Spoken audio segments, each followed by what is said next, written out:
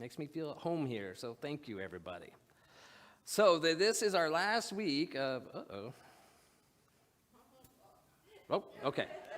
Did I break something? I was only back for like one day. And yeah, perfectly imperfect. Yeah, that's where we're at. We're just finishing up our month on that. And yes, the songs, perfect. The meditation, perfect. The reading, perfect. Perfectly imperfect to fit in, into our theme today. So I was going to start off with a slightly off-color joke. It's not really off-color. Well, you'll get what I'm going with. It's something that I don't endorse the subject. But anyway, the joke goes back to my days when I heard this, back when I used to be a cigarette smoker. And, inevitably, like outside of a restaurant or a wedding or a bar, and somebody comes up and be like, hey, man, you got an extra one of those? And then the joke is like, yes, because when I bought them, I only wanted 19, and they only come in packs of 20. I do have an extra. If you've ever been a smoker, you get it, because you don't have extras. You just have a continual thing here. But I liked that analogy because I'm thinking about, like when we get to the end of our time here on this planet, if we're part of the group of people that are able to be with it right up until the last minute, when you're on, getting ready to take your last breaths, you're in your deathbed, and somebody says, hey, do you got any extra time? At that time of our life, no, I'm guessing pretty much all our time is going to be spoken for at that point. However, when we're healthy, when we're living life, when we're out there doing things, people ask, do you have any extra time? Yeah, I got extra time. But I want to talk a little bit about the times where we're wishing that time away. We have a finite amount of time in this physical world.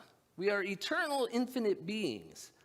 But this is a gift of this, when we're looking at eternity, this little tiny blip of this physical existence is, it's just a flash in the pan. And I know, for myself, I have spent time in my life where I was wishing that time away. Think about the Monday morning dread. You get up and I don't want to do this. I hate this. And, spend 5 days of the week doing something that we really don't like to get 2 days on the weekend where we're just trying to recover and restore. And so how much, there's that chunk of life, like the weekends that, we say we live for, but then if there's another chunk of life, when you think about it, 40 hours or more of every week spent doing something that you really don't like and wishing it wasn't there, we're squandering this gift of having this physical world. And so if we can take those moments where we are wishing we were somewhere else, wishing we were doing anything else other than this. If we can take those moments and transform them, then all of a sudden our life experience expands greatly. We get to that end of the lifetime, we won't have that regret looking back of how much life did I wish away?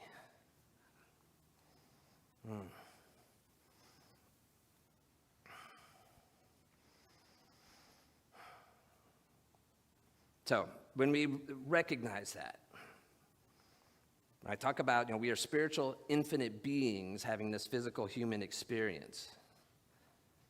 This is sacred time. We are sacred beings. And sometimes we forget, our spiritual magnificence. It's easy to get caught up in, am I just a drone going through to earn a paycheck to keep the corporate wheels turning and, just sludging through life to get to some imaginary thing where everything's going to be okay all of a sudden? Or are we opening up? If we can learn how to tweak a little bit of how we interact with life, how we bring ourselves to it, then all of a sudden, every moment becomes sacred. Everything we do has meaning, has purpose, and alchemizes those times, those moments where we would normally be wishing our life away.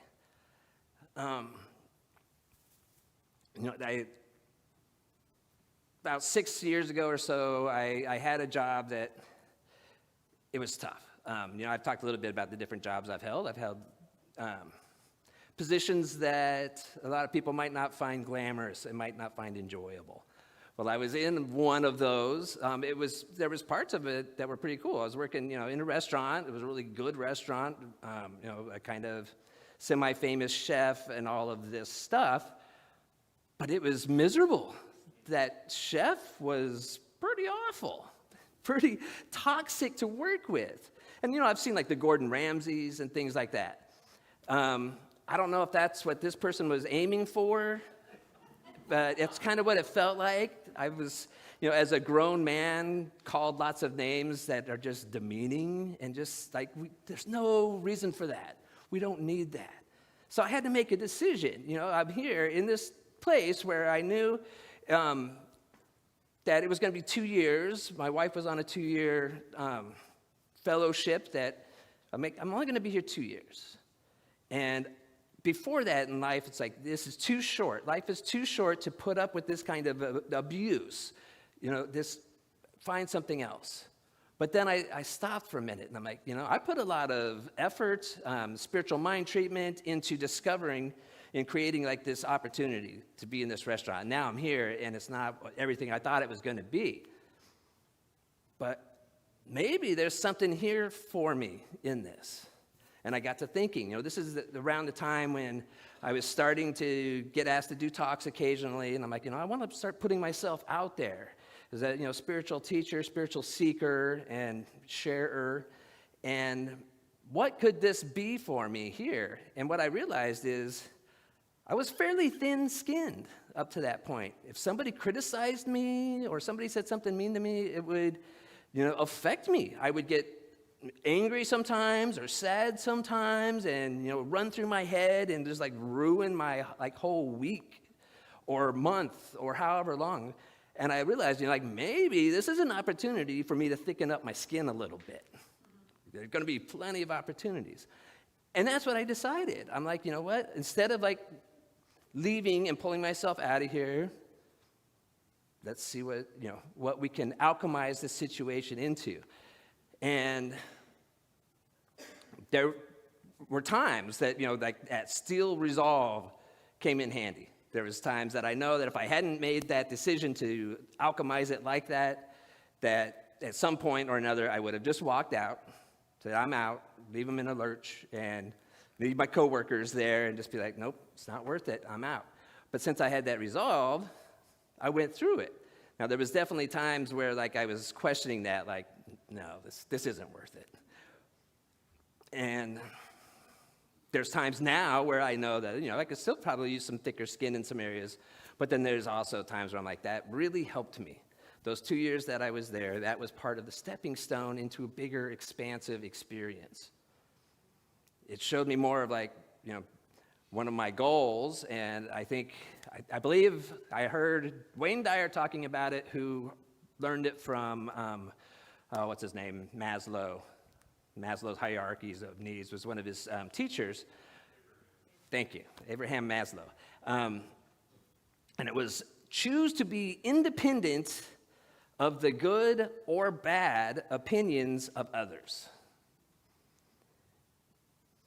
And that's what I kind of gained and tried to develop at that position is I don't care what other people say. If I'm doing my best, if I'm doing what's in my heart, if I'm causing no harm to anybody else, I don't want to let anybody else shake me. I want to be so busy in my own work that it doesn't matter what others think and others say about me. Because when we are, open to people's opinions and we can let it throw us off for a week or however long, they're controlling us. They have the power over us, and I don't want to give that power to anybody. I respect the opinions of others. I respect, what people will share as feedback, and I'll take it in as consideration, but I'm not going to let it throw me off. And it's the same thing, too, with the good opinions of others. If we are easily moved, and we all love hearing, hey, you did a great job on that, you're a wonderful job. But if we start letting that go to our mind, that's another possibility of essentially could be manipulated. I'm not saying that's what people are doing, But anytime that you are able to be molded and guided by the words that somebody else says to you, we're giving away some of our power. That was kind of a tangent there, but it's important to me. It's one of my things, and I've got a long ways to go to continue to develop it, but it all starts with that intention and that thought. So anyway, yeah, I toughed it out, that job, and I finished my time there, and I was happy to move on. Now, one thing that came up for me this week, it's been a great month. Remember Adalia Romero was our guest speaker the first month, and then we had Reverend Shell last week, which was also wonderful. In that first week, Adalia talked about growing up in a household with an alcoholic father, and then the mother had this way of everything has to look perfect on the outside.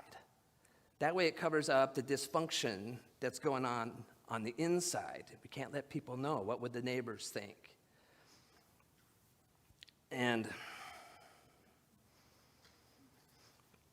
that was part of her talk that just really stuck with me, and it resonated because I think of the times in my life, when things weren't going well, and it's almost like you have to overcompensate for the dysfunction that's there. Excuse me.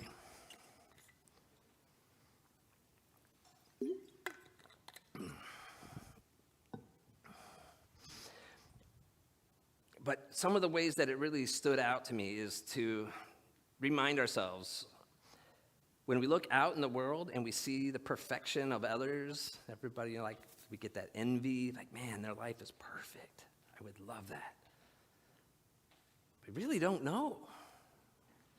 We don't typically put forward that dysfunction for the world to see. We have this way of masking it. We have this way of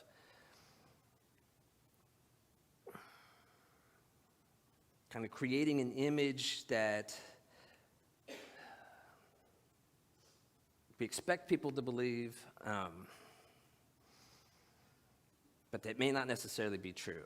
And so I know I want to bring this reminder to everybody because with social media and stuff. I have a 13-year-old daughter. She just turned 13 this last week, and she's just so desperately wants Snapchat, Facebook.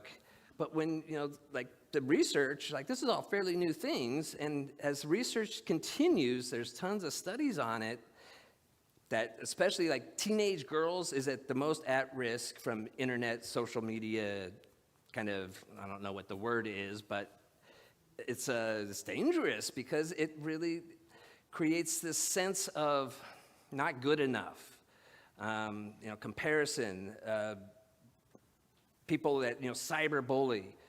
And while the 13-year-old girls is the most vulnerable at that, all human beings are, all adults.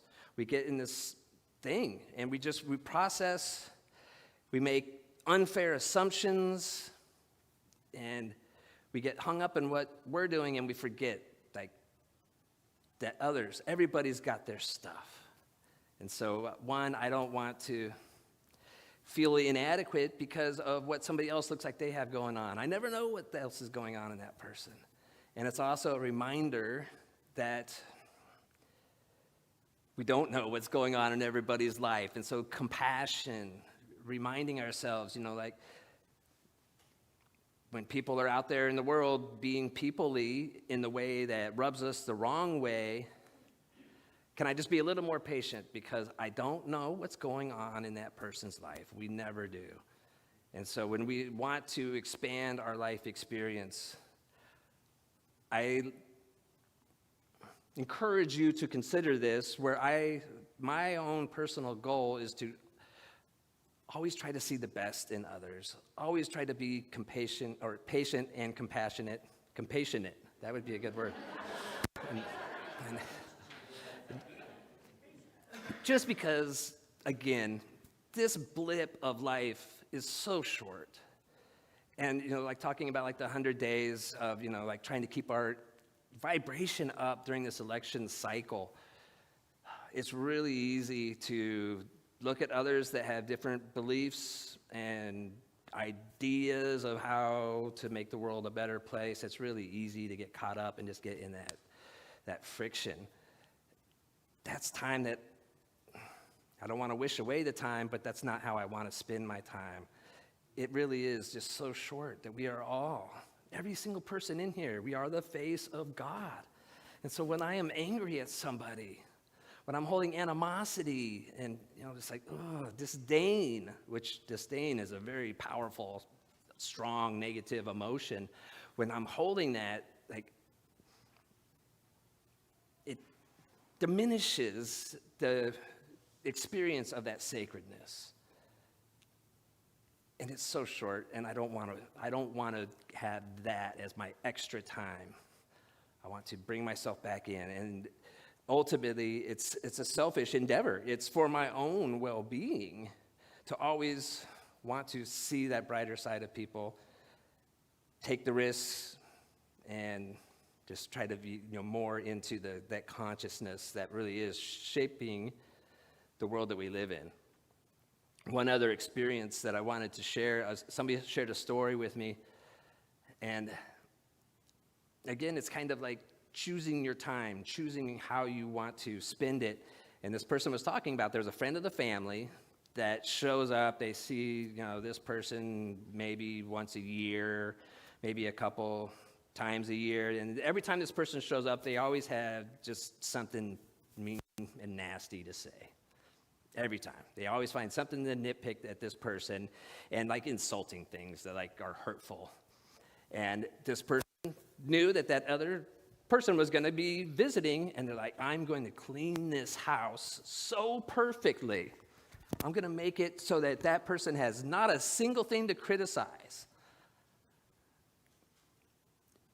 And then we pointed out that you might make the house perfect and make it so there's nothing to criticize there. That person is going to criticize your hair. That person is going to criticize this. And they showed up, and they did. It's so, like, why do we spend time and energy to impress somebody that we don't even like?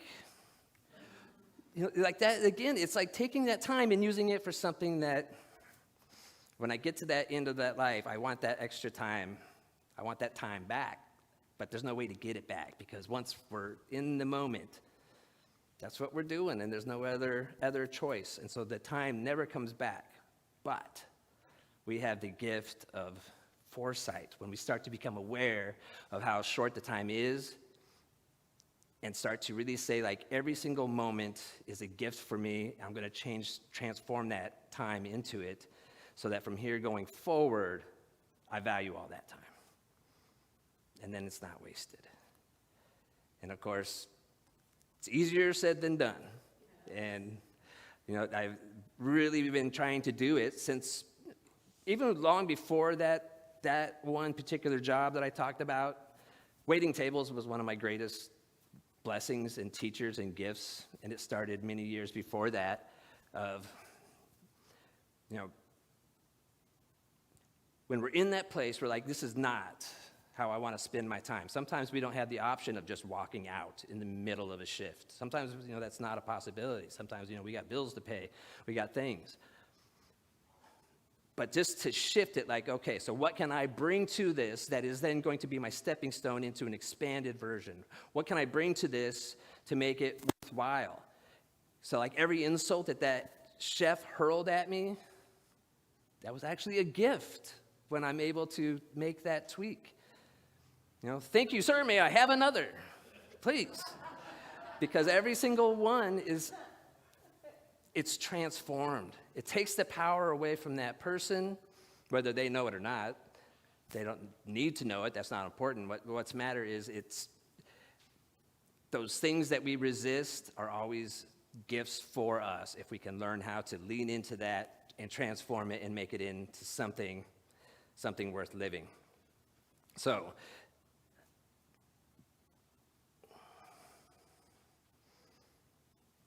I thought I would share one other story, but I think I'm getting kind of low on time, so I'm not going to push it.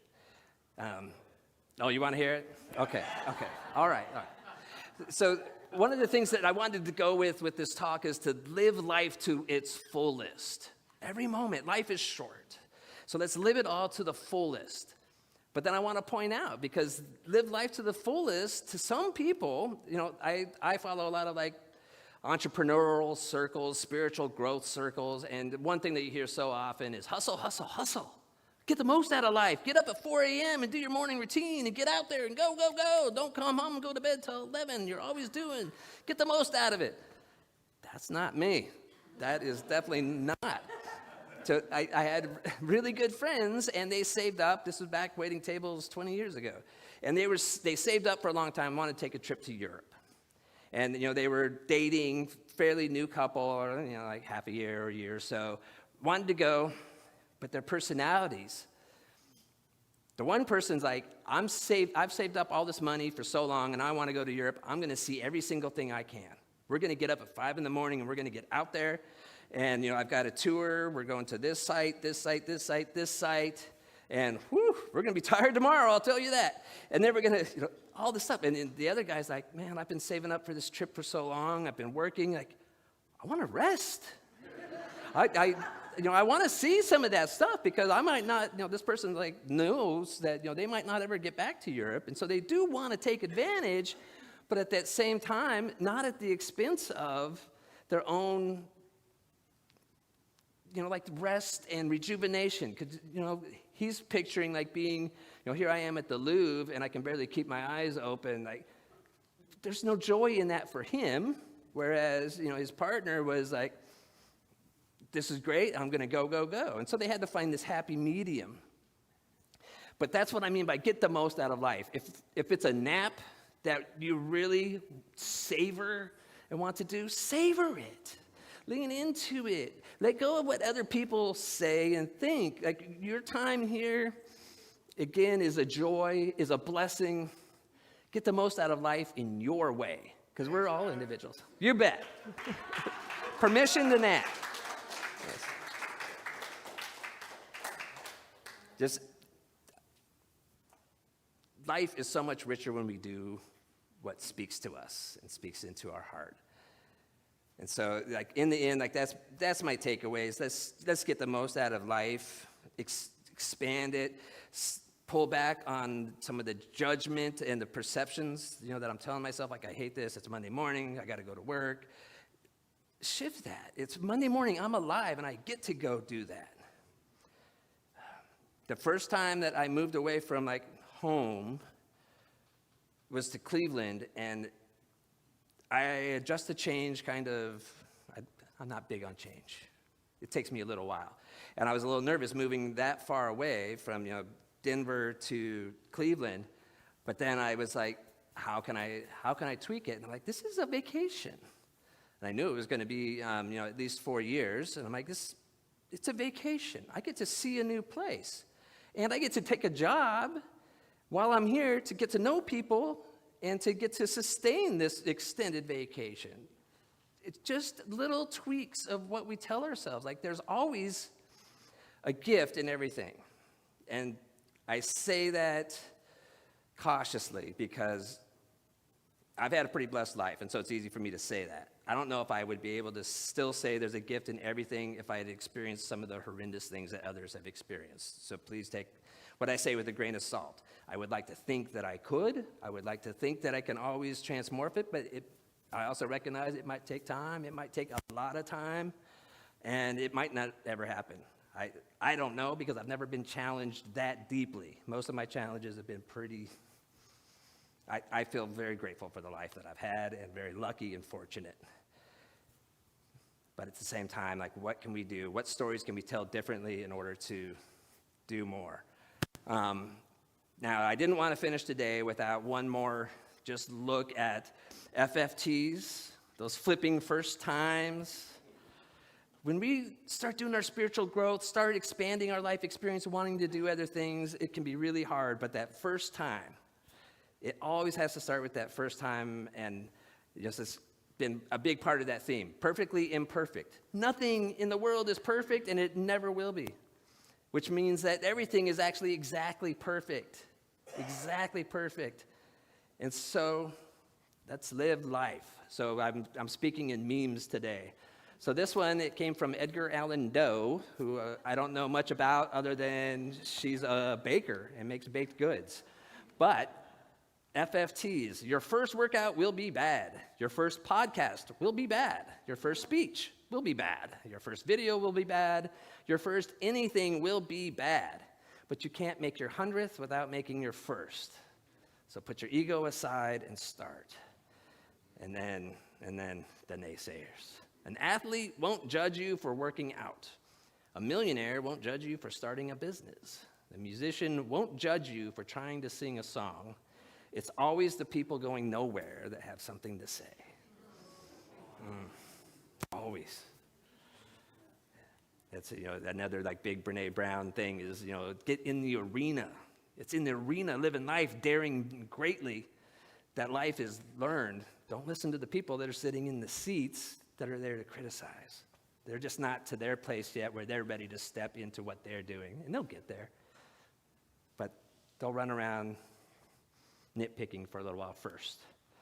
So our spiritual principle this week that I wanted to focus on is the principle of oneness. Everything that exists, everything in reality, it's all part of one thing. And so the oneness from what we believe says we believe in one infinite reality that's undivided, complete, and whole within itself. So every single experience, every moment, everything that we do, it's all part of that one infinite reality, and it is all divine. So just learning all moments of our life, the moments that we might wish away, it's still a gift. It's a blessing. It's a stepping stone into something greater. Can we shift our awareness and turn it into that gift to receive it? And then the spiritual practice is sacred seeing. In the global theme, one of the practices that they offered was a group practice, and it was to go out into nature with a group of people and just observe. Look at the bark on a tree, how it's perfectly imperfect. Go look at the things in nature that grow beautifully. But there's always, in the first week when I spoke, second week when I spoke on Zoom, pointed out, if you want to nitpick, you want to look close enough at something, you'll always be able to find a flaw. But flaw is the wrong word because it's actually more of a characteristic. It's the little things that make, two snowflakes are exactly the same because of the anomaly in one. For human beings, it's actually our anomalies that make us unique in who we are. So let's stop thinking of that in negative ways and start embracing it as gifts to be shared. So sacred seeing, just remember everything, every experience, everybody, every object, everything we see, it's all the divine. And so when I can keep my mind on that, I'm in a much better place. And when I forget that is when I start to get agitated, anxious, and all of those things. But when I just step back and remember, everything is sacred. So an affirmation that I would like to share with us today is I live every moment and life expands around me. So if you're on board with it and you'd like to join me, please do. We'll say this affirmation together. We'll say, I live every moment and life expands around me. One more time with some oomph. I live every moment and life expands around me, all around me. Now, I wanted to finish with one last quote. Thich Nhat Hanh, one of my favorite people who's no longer with us, a Buddhist monk, but I came across this one this week, and I had to use it because it's just too good. Many people are alive, but don't touch the miracle of being alive. Every moment, sacred, and stop and take a breath and just recognize. If you've ever heard Thich Nhat Hanh, he's the most gentle speaking person, very slow and methodical, and he just exudes presence and peace. That's what I would like.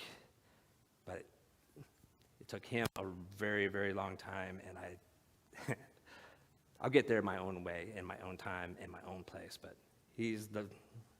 I just love Thich Nhat Hanh. So just to remember, being alive. And so let's take that into our hearts, into just a moment of reflection, recognizing. I invite you, however you'd like to get comfortable, just to open up. Draw your attention into your heart space and open up and say, spirit, nature, life, God, whatever that thing is of which we are all a part of, just recognizing it, however it brings to mind and starts to create this sensation and this feeling in the body. Spirit whispering, tickling the back of your neck, just saying, yes, there is something very magical. There is something way bigger than any one of us. And it's here right now, as us, around us, through us. And as we draw our attention to it, it opens us up into bigger expressions of what makes us unique, of our own unique anomalies. As it softens the heart, it reaches out to connect with other aspects of that same infinite presence, creating that synergistic field. What we focus on expands. Recognizing that the 100 days of meditation and thought around the election is an expression of that infinite divine, reminding us that as we keep our own consciousness raised, as we focus on our vibration, knowing that Spirit is always here with us, there's a part of us that's never been harmed and never will be, and that will always continue on, so I can let go of everything else and just let it be and experience it and revel in it, the good, the bad, the challenging, the joyous, all of it is all a gift. And as each and every individual here sits basking in that infinite love and light, that love with a capital L that shows up as golden white light all around us, in our hearts, in our presence, in our bodies, in our cells, may that just carry each one of us to recognize I can transform and take any moment and make it into a piece of the divine, a sacred space in time to be celebrated and cherished. So I just affirm and avow as we each go about our own separate ways, we do that in our own unique ways, and that we attract to us the perfect right people, places, situations to help us step into our bigger lives, knowing that we'll take risks, we'll put ourselves out there, we'll listen to our hearts, let the naysayers' voice be silenced, and the voice of the heart speak loudly. So in gratitude for each and every person on this planet who is doing their own seeking in whatever form, even those that don't think they're seeking are still creating their experience, moving in that direction of where we all return. I say thank you for it all. I say thank you for the law that takes our words, our thoughts, and makes it so, makes it manifest in this world for us to share together. And I just allow that feeling of thanks to sit there for a second. Appreciation, knowing that it's all around me. It's the divine. We never leave it. We're always a part of it. The kingdom of heaven is here within and all around us. So in gratitude, I just let these words go, knowing that we all are surrounded by love. And I affirm that by saying,